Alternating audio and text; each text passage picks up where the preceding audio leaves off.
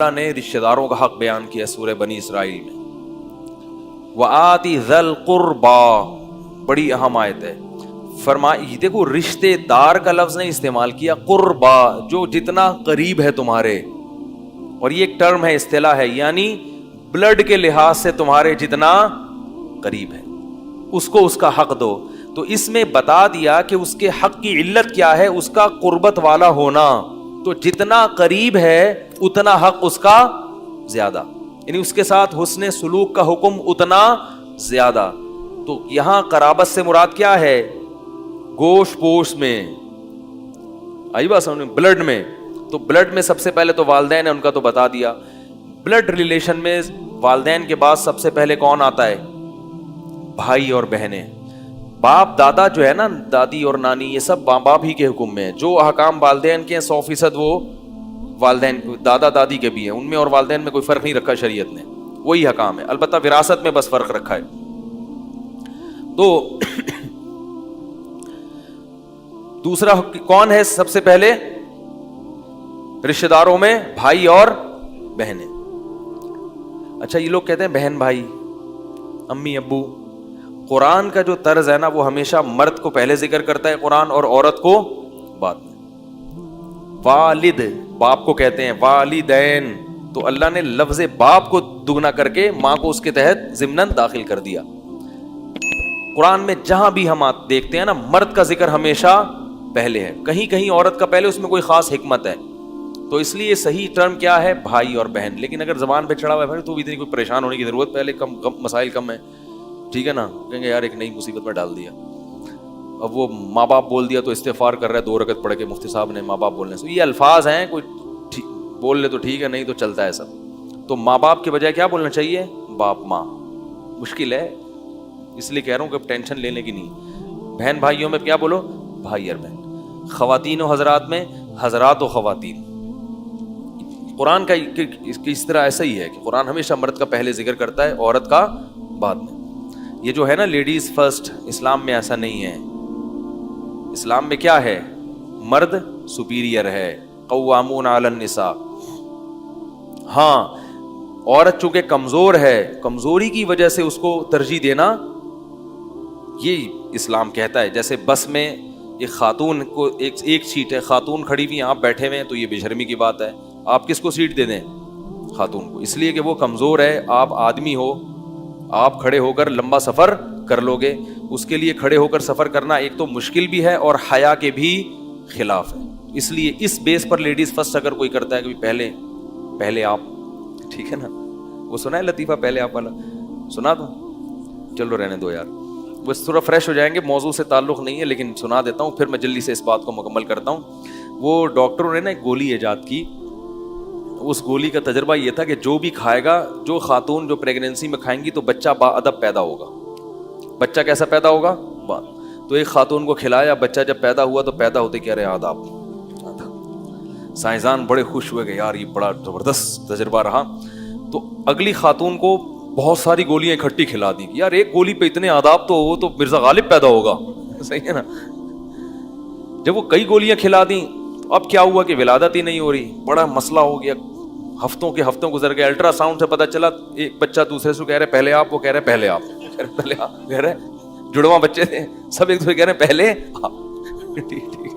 تو اتنا ادب بھی صحت کے لیے ٹھیک نہیں ہے. خیر, تو اللہ تعالیٰ نے قرابت داروں کا تذکرہ کیا. تو قرابت دار میں سب سے پہلے کون ہے؟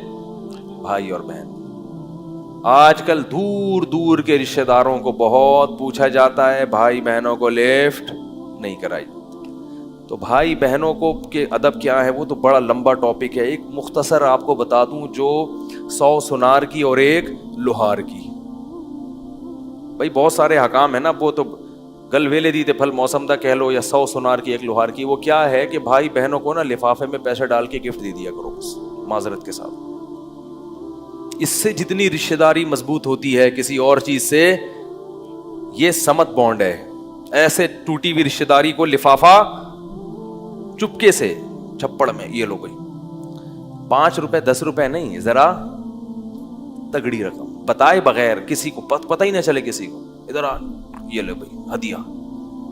तहादउ तहाब्बु, आप सल्लल्लाहु अलैहि वसल्लम ने फरमाया एक दूसरे को हदाया दिया करो, इससे आपस में मोहब्बत बढ़ती है। तो हदिया ऐसी चीज जिससे वो खुश हो जाए, और जितना इंसान रोकड़े से खुश होता है ना, इतना किसी और चीज से खुश नहीं। हकीकत है। देखो पुलिस वाले कितना तंग कर रहे हो, किस कदर मुसीबत में आप उनको दुआएं दो, यार आप बहुत अच्छे हो, खुश होंगे थोड़ा सा, खुश होंगे लेकिन थोड़ा सा। और वो कुछ आपने उनको क्या किया कि जो है ना, वो कोई कार्ड अपना निकाल के दे दिया कि मैं डॉक्टर हूं, आप कभी आए तो इलाज करना हो, तो खुश होंगे मगर थोड़ा सा। आपने 500 रुपए का नोट पकड़ा दिया, अस्सलाम वालेकुम कहते हैं कि नहीं कहते? जब भी गुजरोगे कभी भी आपको नहीं छेड़ेंगे, हमेशा के लिए, चाहे अब आप बम लेके गुजर जाओ वहां से सही है ना, आप तोपें लेके, तोप में बैठ के ना, टैंक में बैठ के गुजर जाओ, उनको याद रहता है कि इसने मुझे क्या दिया था, 500 रुपए दिए थे।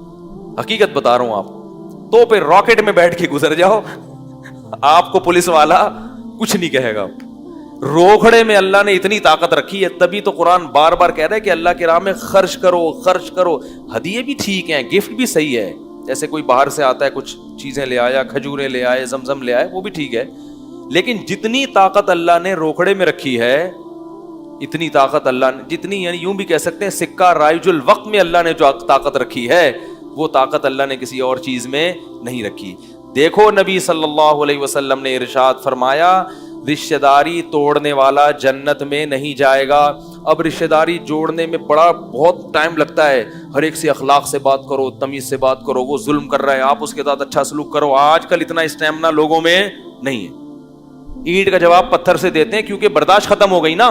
इसलिए मेरी नजर में सबसे बेहतरीन तरीका है, जो मर्जी जैसा मर्जी सलूक कर लो उसके साथ, पैसे पकड़ा दिया करो, रोजाना पकड़ के पीटोगे भी ना उसको, फिर भी कुछ नहीं कहेगा। आई बात समझ में? ऐसी चीज है, क्योंकि पैसों से इंसान की हाजतें पूरी होती हैं। जब देखें ना पैसे इतने हो, देखो समत बॉन्ड आपने इतना सा तीली से यूं करके लगाया तो थोड़ी जुड़ेगा। तो जितना ज्यादा बर्तन टूटा हुआ है, समत बॉन्ड उतना ही ज्यादा लगाना पड़ेगा, समत बॉन्ड बोलना चाहिए। तो जितना ज्यादा बर्तन टूटा हुआ है, समत बॉन्ड उतना ही, थोड़ी सी खराश आई है तो जरा सा एल्फी का एक कतरा टपका दो, काफी है। तो ऐसे ही रिश्तेदारी थोड़ी सी टूटी हुई है तो 5 रुपए में काम चल जाएगा। एक दिन वैसे ही सलाम करना भूल गए थे भाई साहब को, गुजर रहे थे, अब भाई को सलाम नहीं किया आपने, वो उसको गुस्सा आ गया, यार ये तमीज नहीं है इसको, तो कभी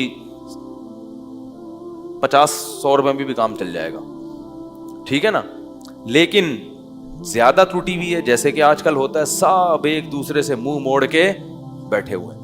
और रिश्तेदारी जोड़ने में सबसे बड़ी मुसीबत यह है कि हम में से हर शख्स ये कहता है कि उसने मेरे साथ क्या किया जो मैं उसके साथ अच्छा सलूक करूं।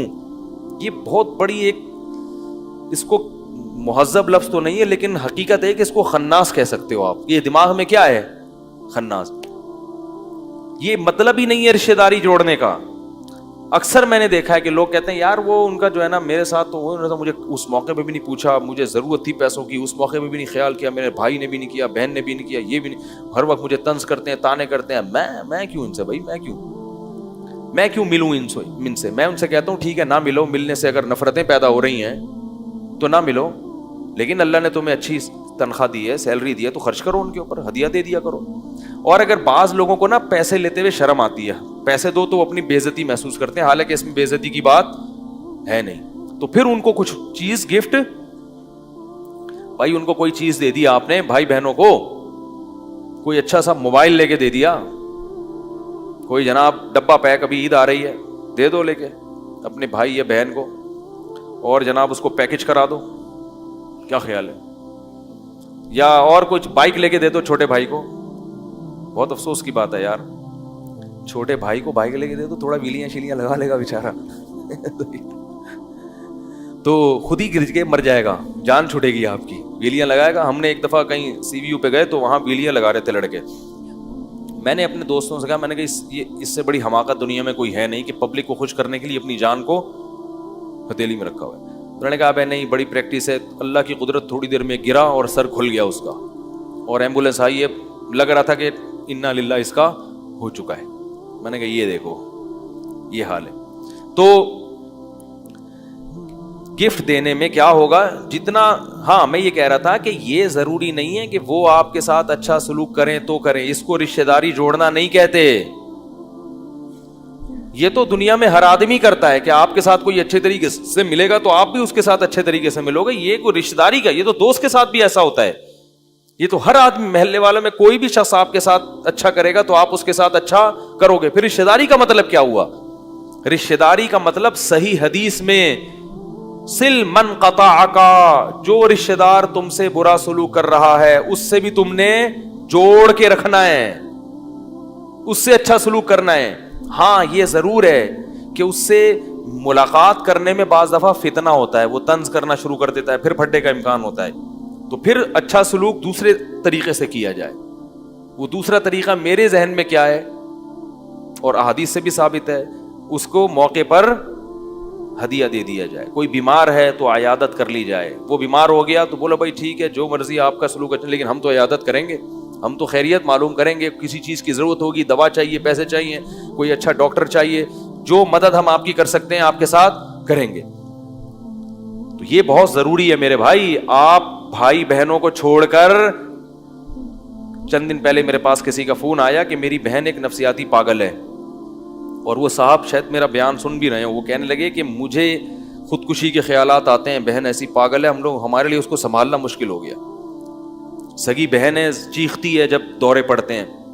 تو میں نے کہا بھائی نفسیاتی ڈاکٹر کو دکھاؤ. کہہ رہے ہیں ڈاکٹر کو دکھاتے ہیں جب تک گولیاں کھاتی ہے صحیح, جیسے ہی گولی کا اثر ختم ہوا پھر یہی. تو میں کیا کروں, کہاں جا کے سر ماروں, ایسے اس کی کنڈیشن, والد بھی نہیں ہے, بھائی پہ ساری ذمہ داری. میں نے اس سے کہا دیکھو میرے بھائی یہ بہن ہے, خونی رشتہ ہے, اس کو آپ چھوڑ کر نہیں جا سکتے, صبر کرو صبر کرو صبر کرو. میں نے کہا تمہیں کوئی زیادہ عبادت کی ضرورت ہی نہیں ہے, اس بہن کو پالنے پہ ہی اللہ تمہارے سارے گناہ بھی معاف کرے گا اور تمہیں ایسے ایسے مقامات تک پہنچائے گا جہاں تک بڑے بڑے بزرگ اور اولیاء اللہ نہیں پہنچ سکے تھے. دیکھو یعقوب علیہ السلام سے اللہ نے بیٹے چھینے, کیوں؟ یعقوب علیہ السلام پیغمبر تو تھے مگر اللہ ان کو بہت اونچے پیغمبروں میں لے جانا چاہتے تھے. قرآن میں سارے پیغمبروں کا نام ذکر نہیں ہے, یعقوب علیہ السلام کا نام بہت جگہوں پر ہے. تو اللہ بہت اونچے مقام تک لے جانے کے لیے بھی کسی کو آزمائشوں میں ڈال دیتے ہیں. تو میں نے کہا بھائی صبر کرو, اور کوئی حل نہیں ہے.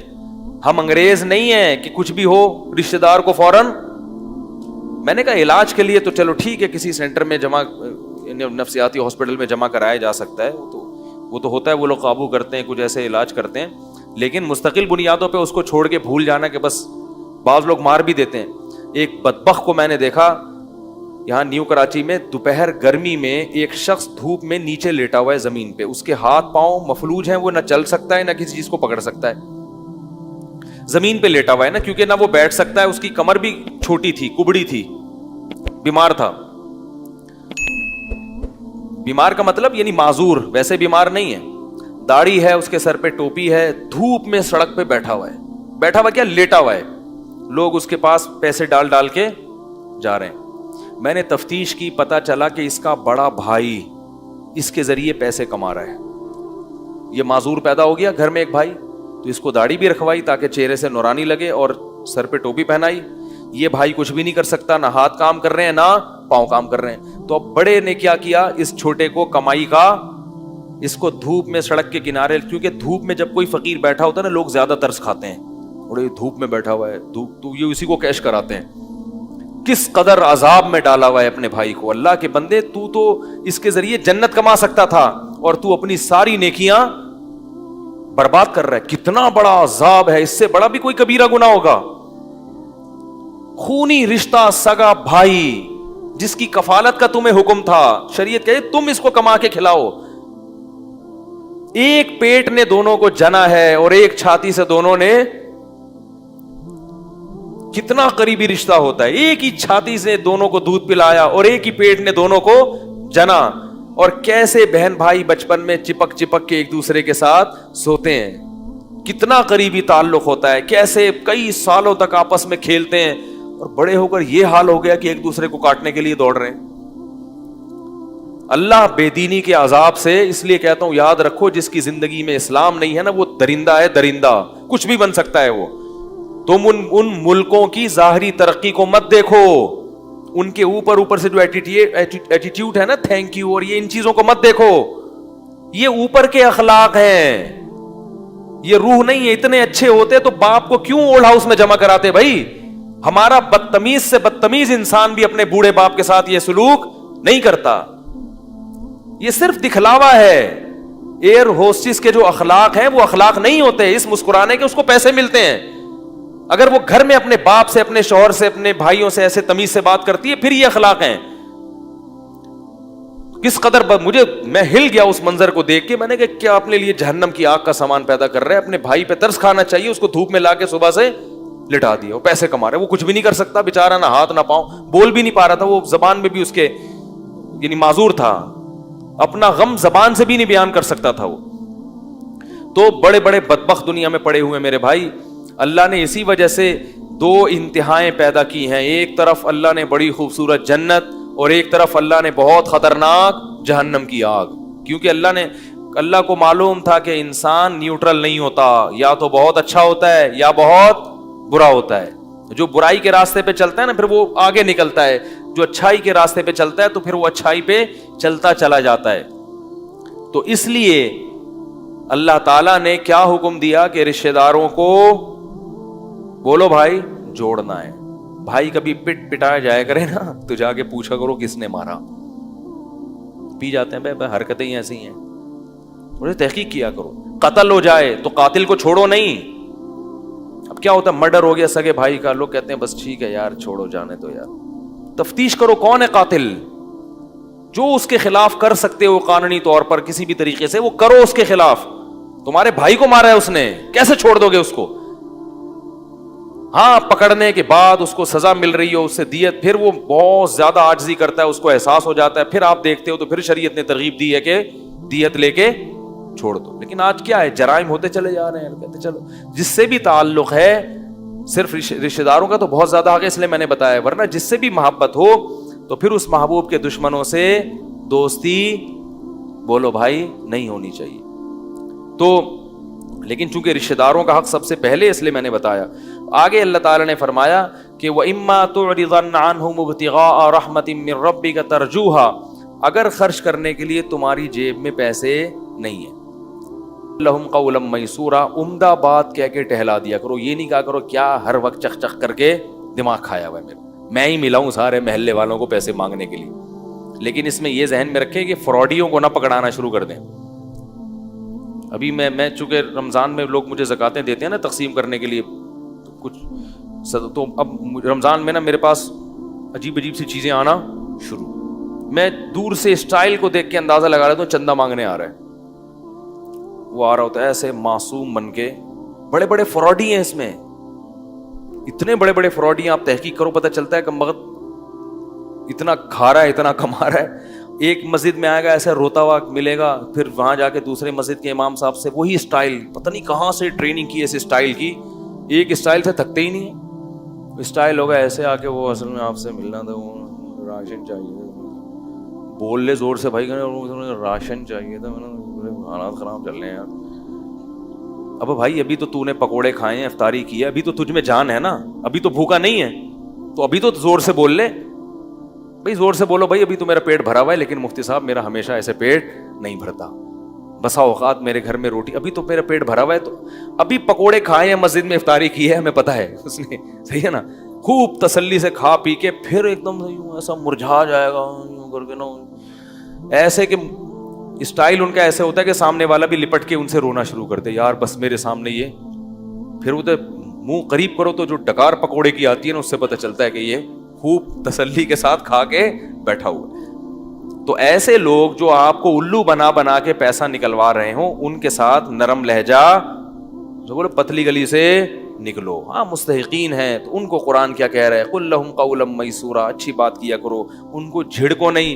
اللہ نے تمہیں دولت دی ہے تو تکبر مت کرو, ہر ایک کے پاس نہیں ہے, ہر ایک کے پاس یہ نعمتیں نہیں ہیں. کتنے لوگ کھانے کو روٹی نہیں ہے, کتنے لوگوں کے پاس علاج کے پیسے نہیں ہیں.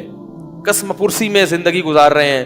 اللہ نے تمہیں دولت دے دی تو لا تصعر خدک للناس, غربا اور مساکین سے اپنے رخسار کو مت موڑنا, خیال کرنا ان کا. جیسے قارون کو موسیٰ علیہ السلام نے کہا نا کہ اللہ نے تجھ پر احسان کیا تو اب ان مساکین پر احسان کر, اس نے کہا میں نے اپنی محنت سے کمایا. یہ بہت بڑا کبر ہے, تکبر ہے.